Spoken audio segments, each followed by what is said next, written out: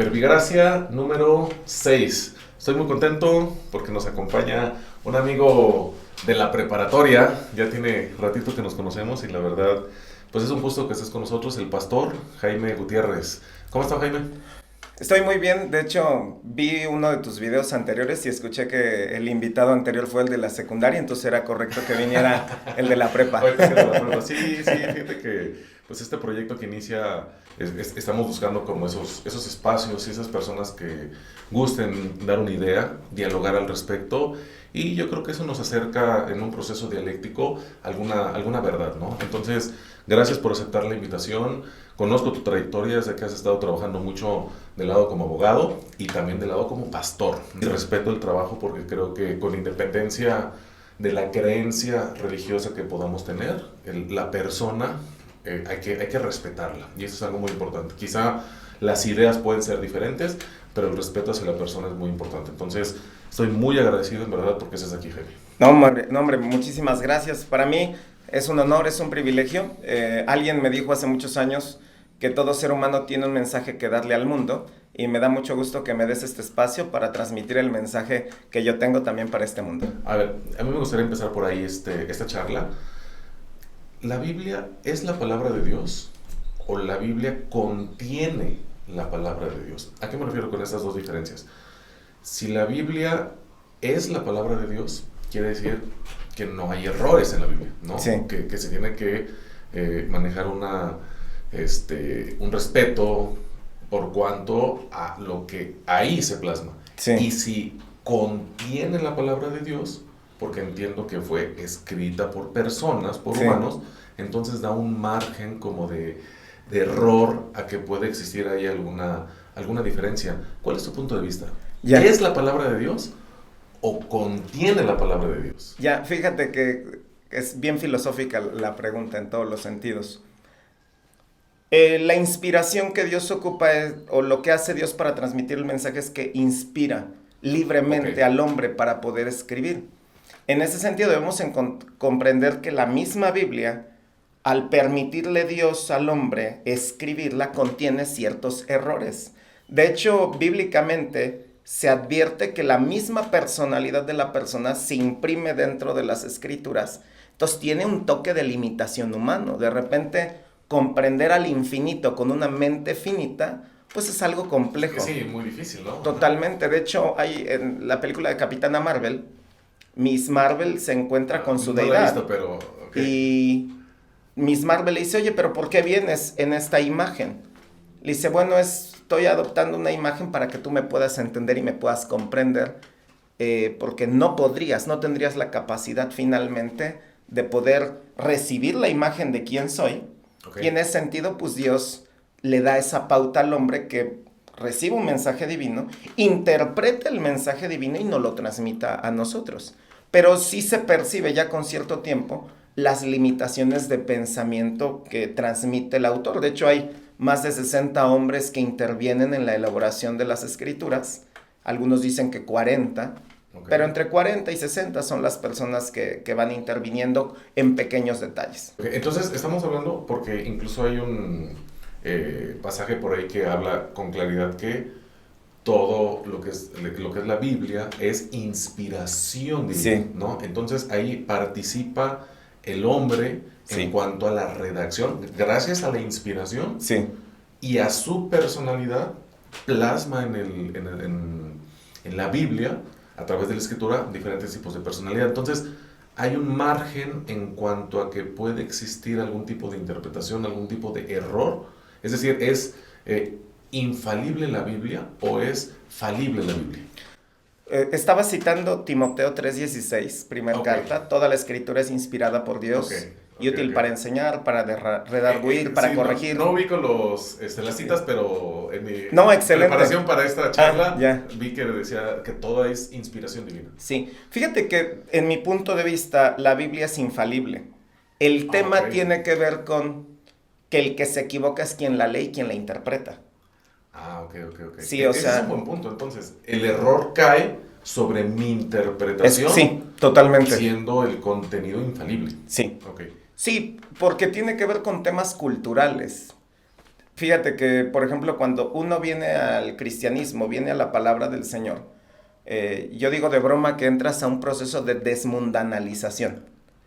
Y entonces todos requerimos desapegarnos de un montón de creencias.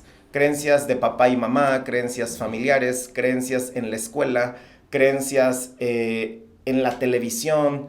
Yo creo que muchas veces te tocó a ti dando asesorías que la gente te dice. Cosas que no existen en el derecho mexicano. O sea, de repente vieron CSI, de repente vieron La Ley y el Orden. Okay. Y dice, no, pero pues yo vi que La Ley y el Orden y sí, yo quiero que haga eso. Ajá, hágalo y no es cierto, sí. Y no existe. Entonces, hay tantas creencias que nosotros tenemos. De hecho, mi punto de vista es que todos somos filósofos. Si bien no sabemos la corriente filosófica, somos filósofos y de repente entramos en profundas contradicciones filosóficas. Pero la Biblia lo que hace es, llega a un punto de establecer pues, objetivos, valores claros, principios, valores totalmente objetivos, totalmente claros, que nos permiten esa pauta de claridad, ¿no? Pero si son claros, ¿por qué nos cuesta tanto o el poder entenderlos? ¿O por qué hay tantos puntos de vista tan diferentes? Porque a lo mejor una interpretación de este principio lo puedes tener tú con esta claridad y otra persona lo puede tener con otra claridad. Si son tan claros, ¿por qué hay como esa divergencia de opiniones? Fíjate que esa dicotomía en cuanto a el sentido que se quiere dar, el espíritu que está detrás del principio. De entrada pienso que Dios nos dio libre albedrío a cada quien. ¿Crees en el libre albedrío? Totalmente creo en el libre albedrío, sí. ¿No choca con el mandato que debemos cumplir por cuanto a la Biblia? Bueno, lo que pasa es de que hay varios tipos de voluntades de Dios. Está la voluntad perfecta de Dios, está la voluntad permisiva de Dios. Okay. Y yo creo que la mayoría nos movemos en esa voluntad permisiva de Dios, donde Dios te permite que tú decidas, tú sabes que hay un mejor camino para ti. Y yo creo firmemente, tenía una conversación con un amigo que tenemos en común, y este amigo me decía, ¿sabes qué? Es que lo mejor que le puede pasar a un ser humano es volverse cristiano. Okay. Le digo, ¿por qué? Me dice, ¿sabes qué? Dice, por ejemplo yo. A mí me gusta mucho la cerveza. Entonces imagínate que yo dejé de tomar, dejé de alcoholizarme y me dediqué a mi familia.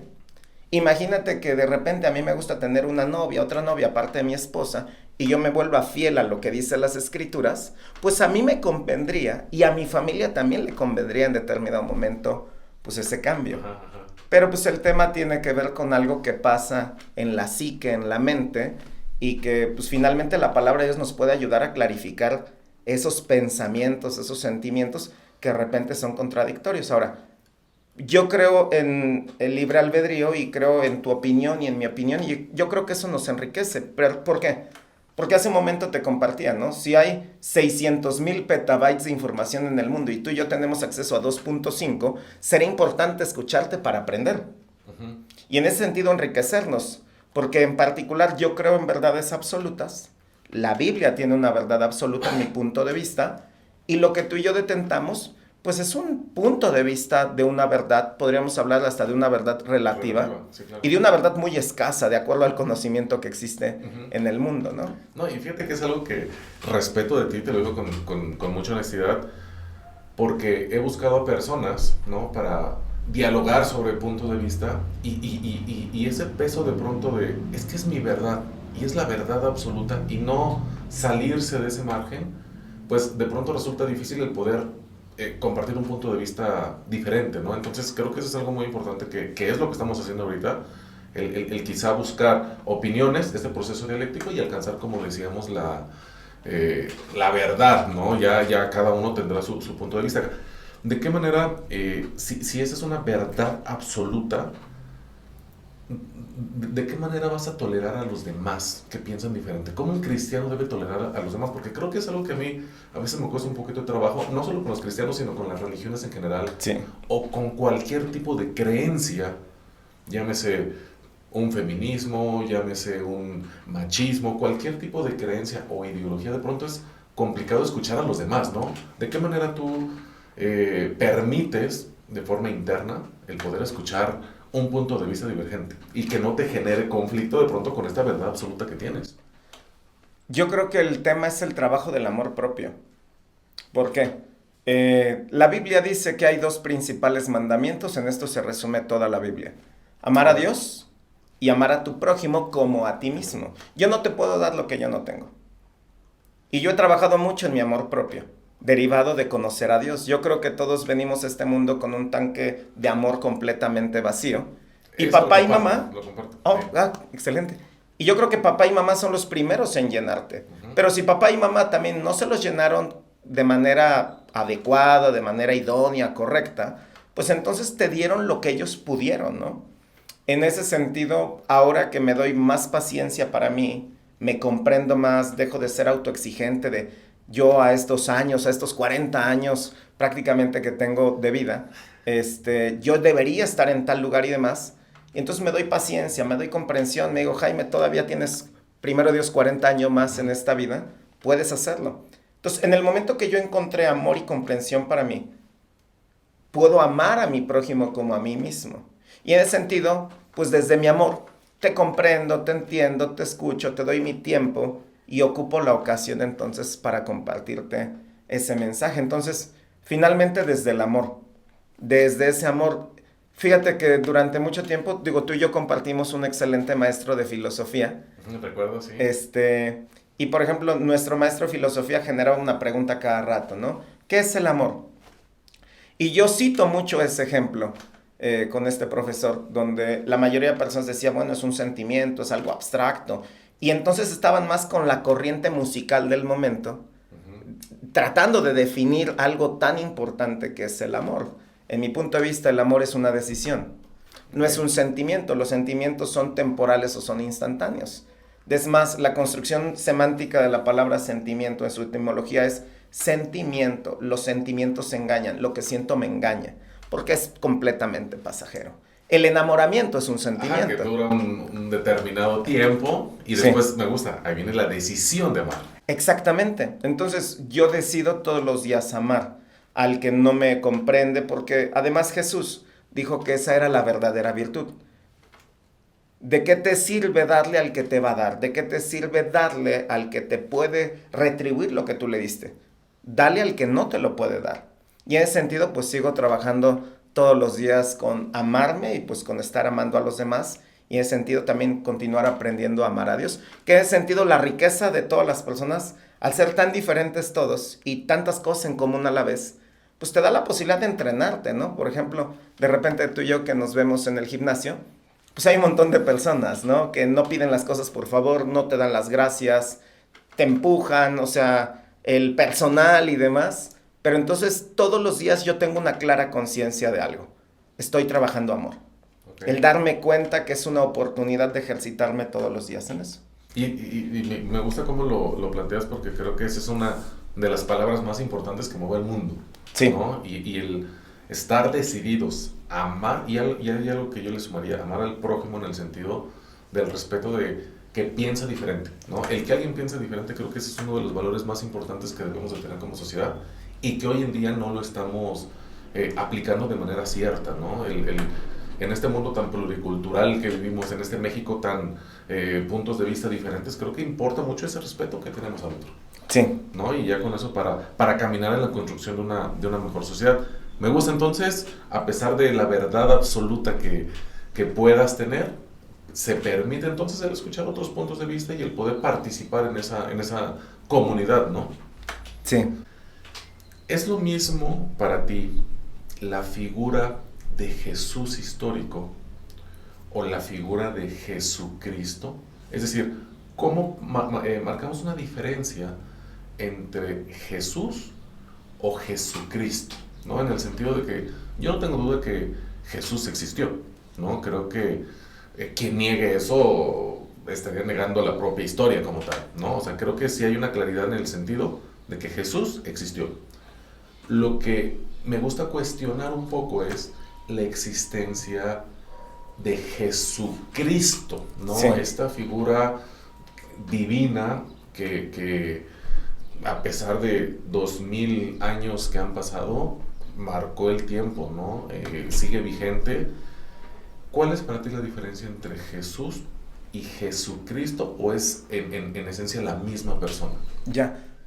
Fíjate que, por ejemplo, la mayoría de historiadores, que son gente objetiva y que no son cristianos, pues ellos, como tú dijiste, reconocen de entrada la existencia de Jesucristo como un hecho histórico, una verdad. A cada rato salen en National Geographic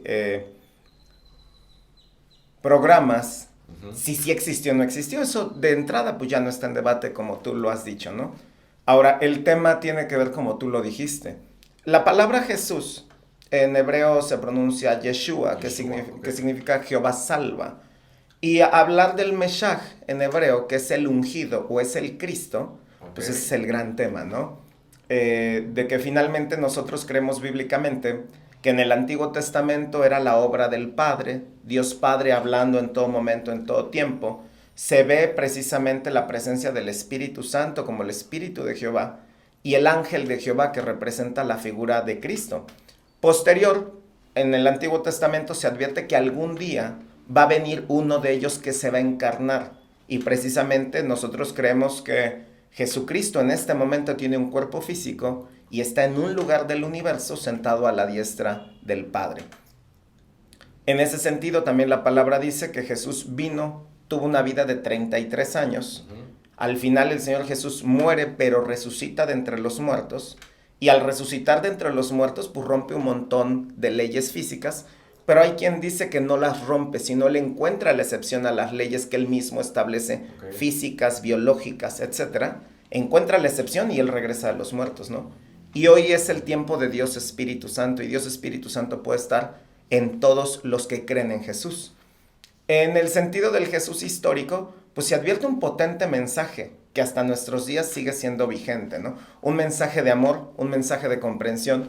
Una ocasión hace rato mencionaste algunas cosas del feminismo. Por ejemplo, una ocasión una mujer se acerca y me dice, oye, fíjate que mi hija es lesbiana y no sé qué hacer con ella. ¿Tú qué piensas? Ok. Le dije, pues ámala. Me dice, pero ¿cómo me pides eso? Le dije, pues es lo que dice la palabra del Señor. Pero es lesbiana. Le digo, pero pues es tu chamba amarla. O sea, si bien no estás de acuerdo con su comportamiento, no menos cierto es que es tu hija y tú la requieres amar y requieres aceptarle por el simple hecho de ser tu hija y aprender a diferenciar que su comportamiento no estás de acuerdo, ya se lo hiciste saber, tu hija tiene más de 18 años y ella tiene la posibilidad de decidir, pues ya es su rollo, Ujú, pero ujú. tú continúas trabajando el tema del amor y que de repente decías hace rato, ¿no? El tema, por ejemplo, de las religiones, el tema de la Biblia, el tema de Dios, pues la gente ha interpretado lo que se le ha pegado a su regalada gana, alejándose del texto bíblico. Porque el mensaje de Jesús es claro y para nosotros, fíjate que hace rato que me hablabas de las escrituras, Jesús habló más de 15,000 palabras. De hecho, si tú consultas alguna Biblia de estudio básico, en los 4 evangelios, las palabras de Jesús están subrayadas en rojo. Ok. Podríamos hacer un simple libro de las palabras de Jesús. Entonces, las palabras de Jesús bíblicamente tienen mayor peso dentro de las escrituras porque es Dios mismo hablando. Ya no es el filtro del hombre, Ujú. Sí, sí, sí. es ya no la inspiración Dios hacia el hombre, sino es Dios mismo hablando. Entonces, cuando clarificamos los puntos de Jesús, vemos un mensaje tan poderoso que no cabría en la mente de muchas personas dentro del mundo, ¿no? El tema del amor a los enemigos, el tema de la comprensión, el tema de la misericordia, y realmente pues, son los valores objetivos más elevados que cualquier ser humano pueda llegar a practicar. La vida de Jesús ha influenciado a grandes personalidades de Sí, todos no los queda claro. tiempos. Ellos mismos lo reconocen. Si tú escuchas un poquito de Mahatma Gandhi, pues Gandhi reconoce la influencia de Cristo en su vida y otras grandes celebridades que han sido impactadas por ese mensaje que transformó completamente su vida. Yo, por ejemplo, veo un Jesús limitado en la historia, porque los historiadores no te dicen, pues sí hizo el milagro, pues sí eso, esto, el otro y demás. En cambio, la Biblia presenta al Jesús histórico, pero también presenta al hombre ungido, al hombre que el Espíritu Santo desciende en forma de paloma, lo reviste de poder, y a partir de que Jesús es revestido de poder, comienzan los grandes milagros, prodigios y señales que son muy notorios para todos. Y yo creo que la persona que llega a tener esa fe, llega a purificar esa fe y quita la duda, la incredulidad, la dureza y un montón de cosas, pues se cumple lo que dice el proverbio, ¿no? Quita la escoria de la plata y saldrá alhaja al fundidor. Y ese es el proceso de que hay que quitar esas escorias de nuestra fe, de esa fe que Dios va regalando a cada ser humano. Es muy interesante lo que comentas. En verdad creo que tienes ese don de poder transmitir Gracias a Dios. la enseñanza. Es muy, muy interesante. Si hay una claridad en cuanto a ese punto, ¿no crees de pronto que se le dio, porque lo señalabas tú bien, el Concilio de Nicea es donde se tomó una decisión sobre este libro sí y este libro no? Sí. O sea, mi punto al que quiero llegar es, me queda claro la existencia de un Jesús histórico, me queda claro la creencia que se le puede poner, es decir, esos anteojos de decir, no es un simple mortal, sino que es el Hijo de Dios o Dios mismo. Sí. Pero ¿no crees que el hombre intervino también en cuanto a la decisión en su momento de decir, estos libros no y estos libros sí? Es decir, el hombre decidió darle ese toque divino a Jesús o en verdad cargaba con esa figura divina. No sé si me explico. Sí, claro, totalmente. O sea, el hombre no habrá intervenido también en darle ese toque mágico, ese toque divino a la figura de Jesús histórico. Ya, fíjate que, por ejemplo, cuando los seres humanos han tenido la necesidad por naturaleza de creer en alguien superior, pues te das cuenta de las limitaciones intelectuales, morales y de poder que cada una de las deidades tiene. Por ejemplo, Zeus. Zeus era como el hombre macho griego ideal. ¿Por qué? Pues porque se transformaba y se agarraba cuanta mujer quería, tenía hijos hasta con animales y demás, y el griego con ese pensamiento tan profundo que fue desarrollando, pues se creó esa deidad, ¿no? Entonces ves la humanidad creando a su propio Dios. Okay. Cuando ves a los indios, y en particular a los hindúes, los que practican como tal, pues es una religión politeísta, ¿no? Y tiene a Vishnu, a Shiva, y todos estos dioses que tienen unas grandes limitaciones en su poder y tienen ciertas limitaciones morales, tienen ciertas limitaciones de pensamiento. En cambio, cuando ves al Dios de Abraham, al Dios de los judíos, al Dios judío cristiano, pues te das cuenta que de entrada pues es omnipotente, es omnisciente, todo lo sabe. La gran pregunta es ¿quién creó a Dios? Nadie creó a Dios porque él mismo ya estaba desde antes de la fundación del mundo. La Biblia tiene un montón de datos científicos, históricos, que muchos de los libros de las grandes religiones no contienen, según mi punto de vista. Okay. Ahora bien, considerar que los seres humanos pudieron evolucionar su pensamiento en crear a una persona como Dios con tanto atributo y demás, yo creo que ninguno de los escritores más excelentes, por ejemplo Lovecraft, ese terror cósmico que él desarrolla, e inclusive Juego de Tronos, no sé, todas estas tienen una complejidad interesante, cómo entrelazan y demás, pero cuando ves un pensamiento tan elevado moralmente y divinamente, yo pienso que el ser humano no tenía esa enorme capacidad. Inclusive la religión de nuestro país, pensando en Quetzalcóatl, en Huitzilopochtli y demás, tienen muchas limitaciones realmente en su forma, ¿no? Ves a dioses peleando entre dioses, que son movidos por la envidia, que son movidos por ese tipo de sentimientos y pensamientos. En cambio, cuando ves a Dios, ves una perfección en todos sus atributos. Todos los atributos son plenos en Dios. De hecho, hay una pregunta que siempre me gusta hacer, que ¿cuál es el atributo más grande de Dios? Y lo pregunto entre cristianos, ¿sabes? Inmediatamente dicen, el amor. Le dije, no, Dios es perfecto en todos sus atributos. En su justicia, en su verdad, en su santidad, en su omnipotencia, en su omnisciencia. Dios mismo no se contradice. En cambio, otras deidades a sí mismos sí se llegan a contradecir en su propio mensaje. Ahora, en torno a la pregunta que hacías también, inicialmente el Concilio de Nicea es una ratificación de lo que ya había hecho el judío mesiánico. Okay. Porque el único que tiene la cualidad para poder determinar los libros bíblicos sería propiamente el judío, porque del judío emanan los 66 libros de las Escrituras. Entonces, previo al Concilio de Nicea, ya había una práctica oral en qué libros estaban aceptados dentro de los judíos llamados mesiánicos, aquellos que creyeron que Jesús efectivamente era el Hijo de Dios, aquellos que creyeron en esas dos profecías del Antiguo Testamento.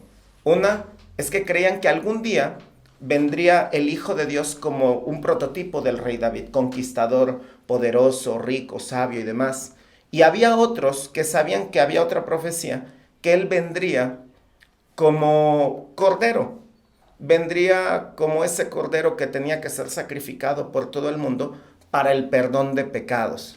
¿Qué pasa con el judío? El judío cuando viene Jesús, saben más la profecía que vendría como rey y conquistador, y no sabían de la profecía de que él vendría como cordero para ser sacrificado en el templo, y a través del derramamiento de su sangre habría perdón de pecados. De hecho, eso es lo que nosotros creemos, que Jesús cuando vino a la tierra, vino a derramar su preciosa sangre en sustitución del pago del pecado de todos nosotros. O sea, la persona que llega a creer que Jesús vino a la tierra, que murió y derramó su sangre, cada gota de su sangre fue derramada, científicamente se ha descrito la muerte de Cristo. Nosotros creemos que esa sangre derramada es el precio para que la persona que quiera ser salva, si cree que Jesús vino a la tierra y cree que murió y que resucitó entre los muertos, significa que el Espíritu Santo ya le dio fe y en consecuencia todos tus pecados son perdonados y a través de la fe uno va a tener salvación en esa llamada vida eterna o en la vida más allá que nosotros creemos. Esa figura del pecado, amigo, ¿no crees que es muy fuerte? De pronto el nacer ya siendo pecador, entiendo el pecado original, sí, ¿no? Y entiendo los pecados que como seres humanos vamos, no sé qué palabra pueda ser, adquiriendo o vaya, no es muy fuerte de pronto esa carga de decir soy un pecador. O sea, apenas nací y ya soy un pecador. sí. O sea, como cargar con esa idea desde el principio, ¿no se te hace un concepto muy pesado? Sí, cuando es el mensaje incompleto. A ver. Porque si nos quedamos con la idea de yo soy pecador, pues es una carga, ¿no? De que yo soy tendiente al mal. Mi naturaleza es pecaminosa. Yo recuerdo hace muchos años y mi mamá me decía, Jaime, ¿pero quién te enseñó a hacer esto? Yo nada más te enseño cosas buenas. Okay.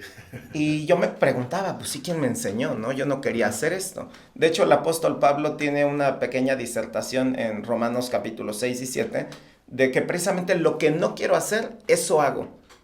Pero yo creo que debe llegar a un punto doloroso de llegar a reconocer que soy pecador, que me gusta el pecado, que me deleito en ciertas cosas que de alguna manera mi conciencia, esa capacidad de distinguir entre el bueno y lo malo que todo ser humano tiene, ese Pepe Grillo que tenía Pinocho, que también tenemos insertado nosotros, para saber que hay cosas que están mal y aún así las hacemos, ¿no? Yo creo que de entrada sí es pesada, yo creo que todo ser humano requiere reconocer en determinado momento eso para que pueda recibir el perdón de sus pecados. Reconocimiento es igual a liberación.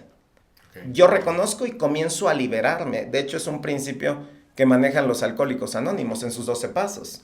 Yo reconozco que tengo un problema, que tengo una enfermedad. El segundo paso, reconozco que hay un ser superior. Y partes del reconocimiento de la enfermedad para buscar el diagnóstico y buscar entonces la cura adecuada. Si el diagnóstico falla en el caso médico, entonces es irrelevante cualquier procedimiento quirúrgico médico que hagas porque no sabes hacia dónde vas. Entonces, el primer punto para, en mi opinión, para que alguien sane espiritualmente, emocionalmente, mentalmente, tendría que ver con reconocer. Y eso es algo muy fuerte, ¿no? El reconocimiento. Porque desde ahí parte el cambio, ¿no? En reconocerte a ti mismo, reconocer lo que tienes y se da el...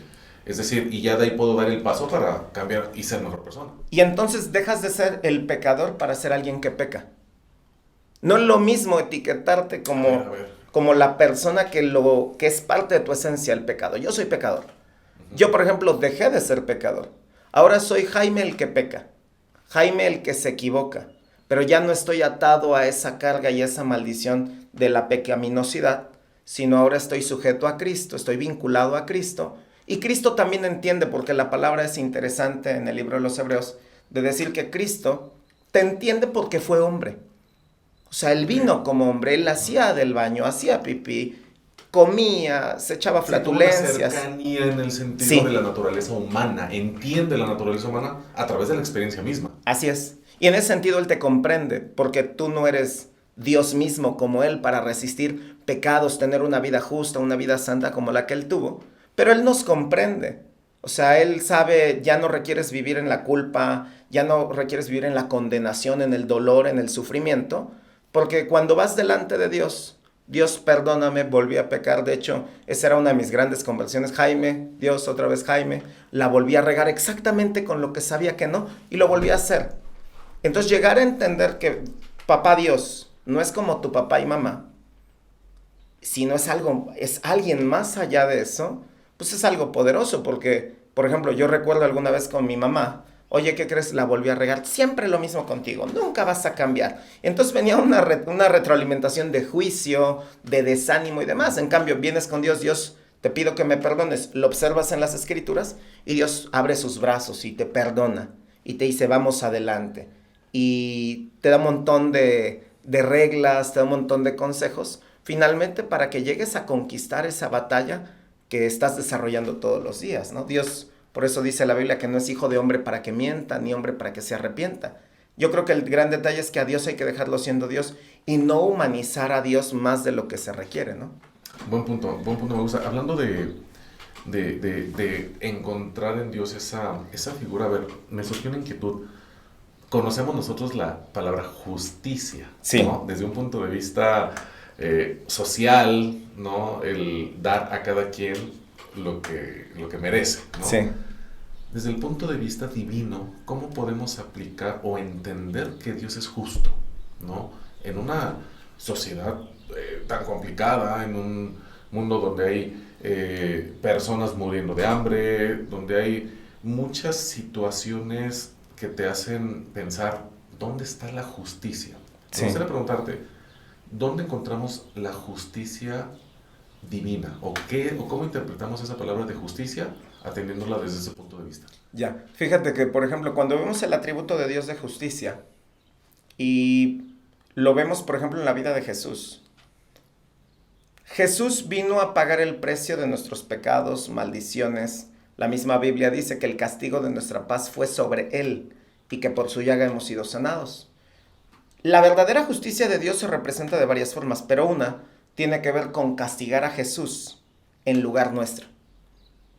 O sea, alguien debía equilibrar la balanza en la justicia. ¿Y quién debía ser? Dios mismo, encarnado en un hombre. Entonces, cuando viene Jesús, el Cordero sin mancha, el que nunca ha pecado, el que nunca se equivocó, pues Él viene a recibir el pago respectivo de la justicia, que es que la paga del pecado es muerte, mas la dádiva de Dios es vida eterna en Cristo Jesús. Entonces, en primer punto, Dios se muestra justo porque castigó a Jesús en lugar nuestro. Lo cual es un gran intercambio, pienso, porque... A ver, es interesante, ¿eso es justo? Sí, totalmente. De acuerdo a las leyes que Dios establece en el mundo, universales, divinas, alguien debía pagar el plato roto. Y en lugar de pagarlo Adán y Eva, y en consecuencia todos los miles de millones de personas que han estado en el mundo, Dios encuentra una solución extraordinaria. Si recuerdas un poquito, el judío practicaba los sacrificios de animales. ¿Por qué? Okay, sí. Porque el derramamiento de sangre provoca remisión de pecados o perdón de pecados. Entonces, Dios se dio cuenta que el judío también ya había entrado a un sistema como mañoso y perverso de que, pues bueno, pues ya, Dios nos perdona, hay que llevar el becerro. La Biblia da una descripción de qué tipo de becerro debía ser sin imperfecciones, debía ser lo mejor, debía ser el primero, el primogénito, que habitualmente es el más grande. Y entonces el judío comienza a mandar lo feo, lo magullado, ahí todo feo. Entonces Dios desde un principio, desde la creación, desde antes de la creación del mundo, pues ya había ideado el plan perfecto. El plan perfecto es que Él mismo viniera a morir y derramar su sangre para nuestro perdón de pecados. En ese sentido, pues la justicia de Dios se manifiesta en Él mismo. El mismo pecados, maldiciones, seguramente viste La Pasión de Cristo, esta de Mel Gibson. La Biblia dice que es un tormento que nunca vamos a conocer el que experimentó Jesús, pero me parece muy interesante la versión sangrienta de Mel Gibson, porque es una descripción... Precisamente por eso, ¿no? Por darle ese toque de realismo, además, porque el romano era experto en torturas, tenía los sistemas más avanzados de tortura de la época. Entonces, lo que pasa en la película me parece que es algo muy cercano a lo que realmente aconteció. Ok. Okay. Pero no solamente eso, sino la carga espiritual, la carga del pecado. Seguramente viste la película de Las Crónicas de Narnia, Ajá. cuando Aslan en la primera película va a ser sacrificado y un montón de bestias están alrededor haciendo un símil espiritual de demonios, de Satanás. O sea, hay una carga no solamente física en Jesús, sino hay una carga también espiritual que está recibiendo. Y eso para Dios fue justo, matar a su propio hijo para traer salvación a nosotros. El concepto que yo me tengo de justicia se me hace muy fuerte, ¿no? Sí. El que pueda sacrificar a tu hijo, Sí. y ponerle esa palabra de es justo, ¿no? Sí. Ese sacrificio que hice por la humanidad. Eso no me crea a mí un sentimiento de deuda. Es decir, si Dios sacrifica a su hijo, no de pronto me genera chin, ahora le debo esto, Sí. y por eso debo como, no quisiera poner la palabra someterme, ¿no? Sino que seguir los lineamientos que él da en ese sentido, porque ya hay como desde que existe esa figura de lo justo, ya hay como un sentimiento de deuda, ¿no? Es como si tu papá te dijera, te compré esto y ahora quiero que te portes bien. Sí. ¿No será como esa forma? Fíjate que me llama mucho la atención, de hecho todos tus ejemplos son muy, muy, muy buenos. Me dan la pauta a reflexionar también mucho a mí. Yo pienso que sí, te dan esa posibilidad porque para eso estoy aquí. Yo estoy muy agradecido con lo que Jesús ha hecho en mi vida, con lo que Dios ha hecho en mi vida. Yo estoy agradecido que tengo vida eterna. Estoy agradecido que poco a poco voy haciendo cambios en mi vida que me están impulsando a mi propósito de vida. Y yo en un agradecimiento hago un montón de cosas. Yo soy pastor por agradecimiento.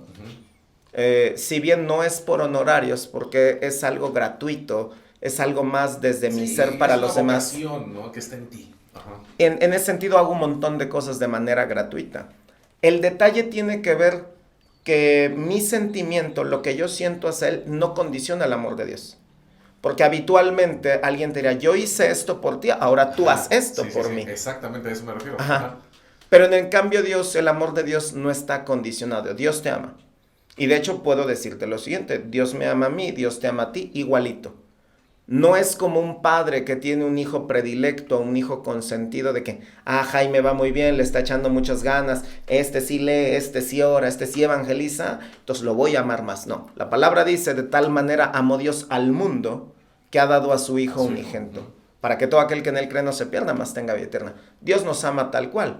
Ahora, eso no nos impide, pues, darle un poco de lo mucho que él nos ha dado. Yo, por ejemplo, tomo espacio para agradecerle a Dios todos los días, el vestido, el calzado. Hoy voy a tener la bendición de agradecer por tu vida, agradecer que me permites estar aquí con tu audiencia, pero todo el tiempo estoy desde el agradecimiento, ¿no? Y sé que esta deuda es impagable como tal, pero pues finalmente ya lo hizo y yo lo acepto. ¿Quién soy yo para negarme a lo que ya hizo Dios? Lo mínimo que puedo hacer, en mi punto de vista, es aceptar lo que ya me concedió, ¿no?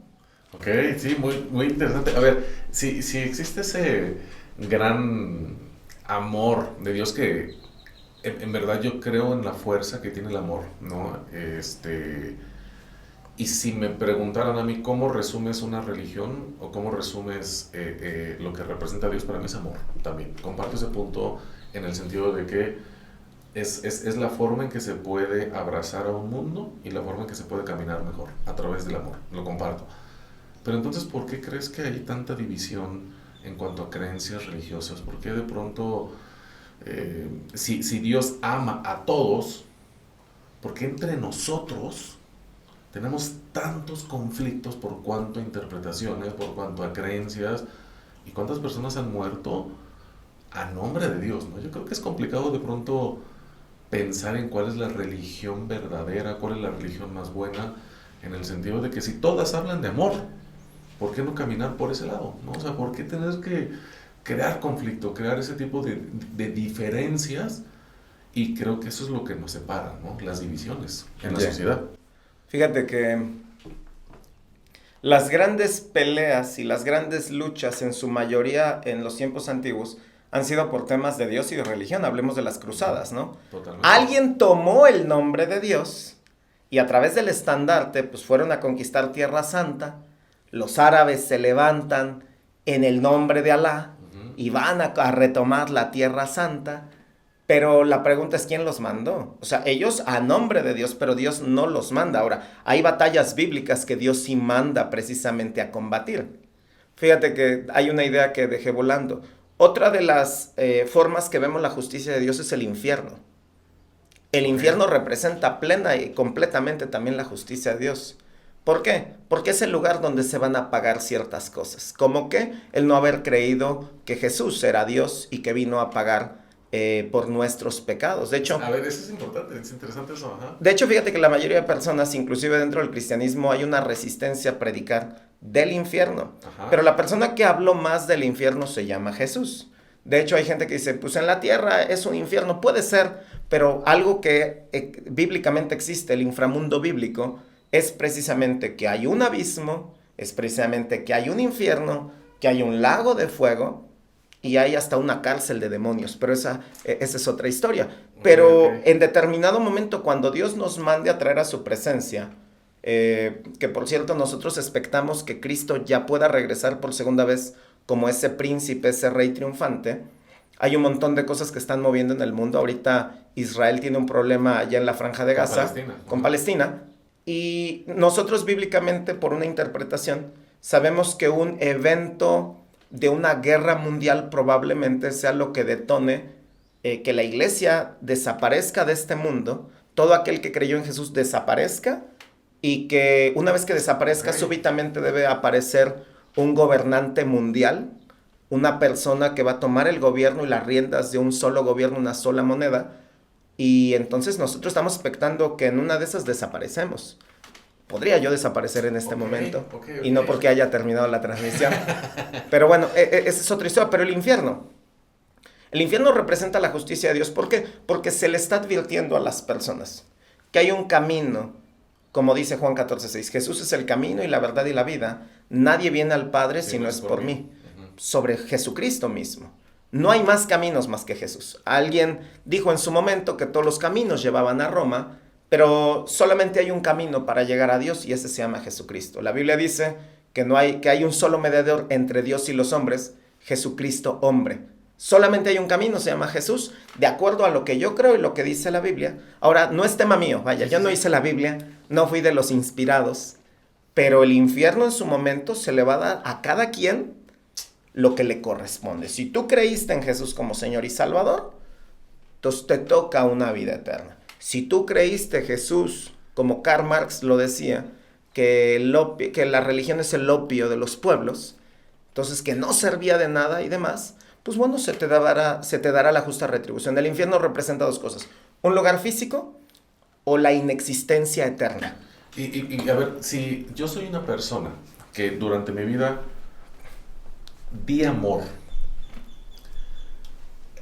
procuré ayudar al prójimo, ¿no? Viví una vida plena, tranquila, sin lastimar a alguien más, pero no compartí, y no digo a título personal, es un ejemplo, Sí, sí, y sí. no compartí este mensaje, Sí. ¿no?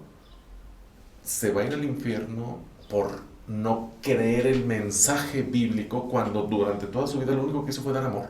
Ya. Te voy a dar mi punto de vista como abogado porque no soy juez. A ver. Y el único que es juez es Dios en este Ajá. caso, que Él es el que va a juzgar. Yo no puedo juzgar a nadie. De hecho, es algo que yo he trabajado en mi vida personal, no estar hablando desde el juicio. Okay, eso es Porque lo entonces que- me sí. pongo yo como juez. Una ocasión le dicen a Jesús, Jesús, dile a mi hermano que reparte herencia conmigo. Y Jesús le contesta, ¿y quién me puso por juez?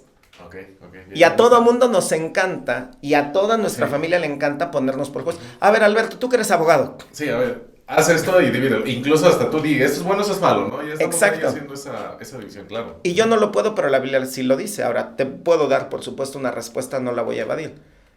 Hay tres maneras en las cuales Dios va a juzgar a la tierra. La primera, Romanos 1:20, porque las cosas invisibles de Él, su eterno poder y deidad, se hacen claramente visibles desde la creación, siendo entendidas por medio de las cosas hechas, de modo que no tiene excusa. ¿Qué dice Romanos 1:20? Que Dios generó una creación y eso es evidencia de su poder. Ok. Se dice que hace 13 billones de años hubo una explosión en el cosmos, en el universo, y que a partir de ese momento, ¡pum!, fue creado todo lo que vemos y se Sí, la sigue teoría del Big expandiendo. Bang, ¿no? La teoría del Big Bang. En ese sentido, Se sabe que hay un creador, hay un diseño, hay un toque fino en la creación. Entonces, partiendo de la evidencia de lo que hay, que no es casualidad, sabemos que hay un creador. Y la misma palabra dice que la creación es un testimonio del poder de Dios. ¿Qué es lo que hace el ser humano? En lugar de darle culto al creador, le da culto a la creación. Empieza el hombre, vamos a adorar el sol, vamos a adorar la lluvia. Entonces, Dios nos va a juzgar, uno, porque hay una creación y entonces hay un creador. Dos, por conciencia. Romanos capítulo 2 dice, oh hombre, tú que juzgas, en lo que tú juzgas, asimismo te condenas. ¿Cómo podemos juzgar nosotros? Porque tenemos conciencia, podemos diferenciar entre el bien y el mal. ¿Qué crees, Alberto? Tú tienes una conciencia.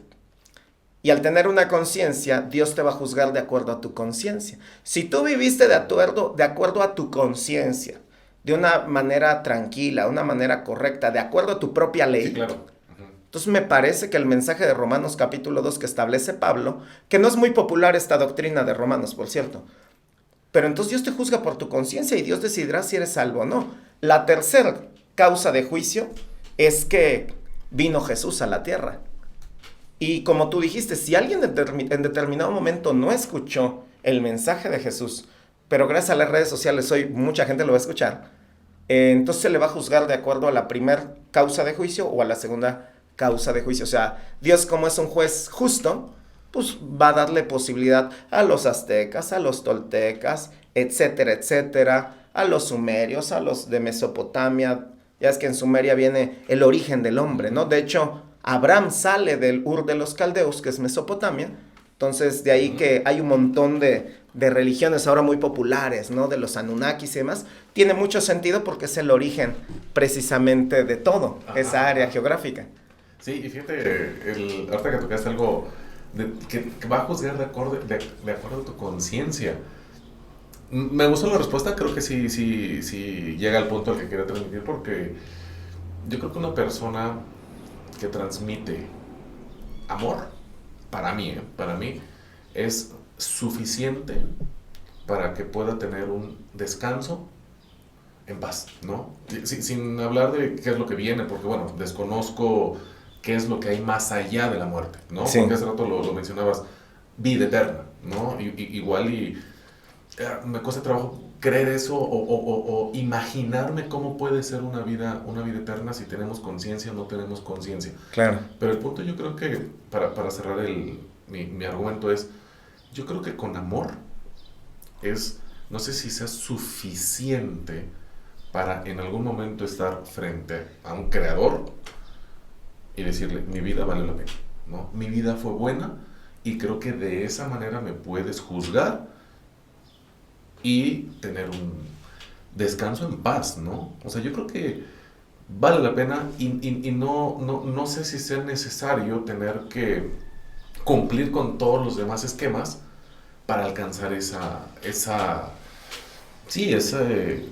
descanso, ¿no? Esa tranquilidad que buscamos al momento de que alguien muere, ¿no?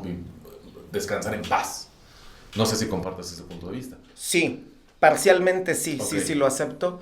Primero porque, de nueva cuenta, cuando Marcos capítulo 12, verso 28, 29, 30, dice, le pregunta a un hombre, maestro, ¿cuál es el principal mandamiento? Y el Señor Jesús cita las escrituras de Deuteronomio 6:5. Shema Israel, Adonai Eloheinu, Adonai Echad. Oye Israel, el Señor nuestro Dios, el Señor uno es. Y dice, y amarás al Señor tu Dios con todo tu corazón, con toda tu alma, con toda tu mente, con todas tus fuerzas. Después dice, el segundo es semejante al primero, amarás a tu prójimo como a ti mismo. En esto se resume la ley y los profetas.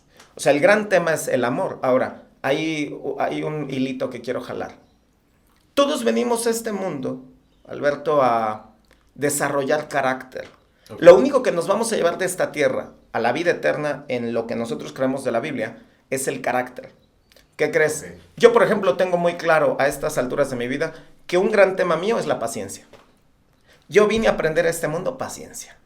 Si bien amor, sí, pero habrá otros que vinieron a desarrollar valentía.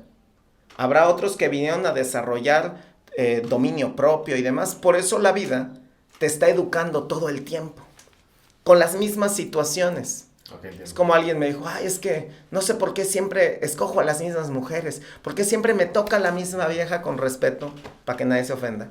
Pero es parte del argot, ¿no? Le dije, bueno, es que no son las que te tocan, son las que tú escoges. Ajá, sí, claro. O sea, tú escogiste, tú generaste esta situación. ¿Para qué? Para un propósito mayor, que tiene que ver con desarrollar el carácter. Eso que hablabas hace rato, de cómo aprender a lidiar con personas que pensamos diferentes, es partiendo del amor. Yo a estas alturas y estos años he estado trabajando todo el tiempo en el amor.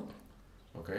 Y no en ese amor romántico. Ya es que los griegos distinguen muchas clases de amor, el eros, el estorge, el filial, y el amor más elevado de estos es el ágape.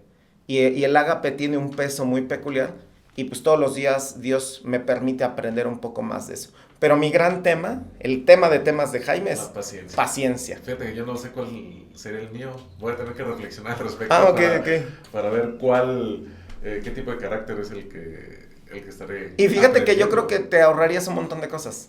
Yo, por ejemplo, el avión, esto y el otro, pasa algo y yo me siento y inhalo. Gracias por la prueba de la paciencia, quiero aprobarla, quiero estar tranquilo, no me quiero descomponer poniéndome impulsivo, explosivo, ansioso, angustiado y demás. De repente no llegan los pagos de los clientes, hay que pagar aquí. Con la pandemia yo, por ejemplo, fue una crisis muy interesante, mucho aprendizaje, deudas con un banco, con otro banco, y llamada tras llamada tras llamada, y estar pacientes, porque no podía hacer otra cosa más que conquistarme en mi interior, ¿no? Y por supuesto pidiéndole al Señor paz y serenidad, porque sin paz y sin serenidad no se puede disfrutar nada tampoco en esta vida. Y me encanta lo que dices, porque yo siempre he dicho, no importa en dónde estés, si ese lugar te hace ser mejor persona y te hace encontrar esto que dices, ¿no? El carácter, o te hace encontrar las necesidades que buscas, es válido, ¿no? O sea, yo creo que cada uno sabe el lugar donde va a encontrar ese apapacho de las personas, o esa forma, ¿no?, para desarrollarte de una mejor manera, y es totalmente válido. Como muchas personas encuentran ese camino a través de la religión, ¿no? Quizá otros lo encontrarán a través de otro tipo de actividades, de la yoga, de la meditación, ¿no? Pero yo creo que lo que nos acerca a ser mejores personas, ese es el sitio indicado para estar ahí, ¿no? Amigo Jaime, pues, ¿algo más que agregar? No, nada, he estado muy contento, muy agradecido, espero que no sea la primera, sino haya la posibilidad de una segunda conversación. Sí, me encantó estar aquí. Sí, fíjate que también estuve muy cómodo al principio, un poco nervioso, dije cómo tocar esos temas, porque en verdad creo que por experiencias personales me ha costado trabajo de pronto platicar no solo con personas inmersas en la religión, sino con cualquier persona que tenga una verdad absoluta. A veces cuesta trabajo platicar, ¿no? Simplemente sentar y hacer una pregunta y generar esas ideas, y eso es algo que agradezco. Y como te dije al principio, pues estoy muy, muy encantado de que hayas venido, que hayas aceptado, y aprendí mucho, y sobre todo creo que eso es lo más importante. Aprendí mucho de las ideas que tienes, y sobre todo de la pasión con la que las transmites.